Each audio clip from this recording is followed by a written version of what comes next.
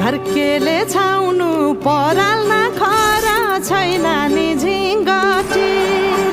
हौ भाग्यमै भए कमान्छु भन्छ चाटिन सम्पत्ति हौ भाग्यमै भए कमान्छु भन्छ चाटिन सम्पत्ति गाई भने सानो दुध दिन्छ मानु खानु कि नखानु मागेरै लानु नसक्नेसँग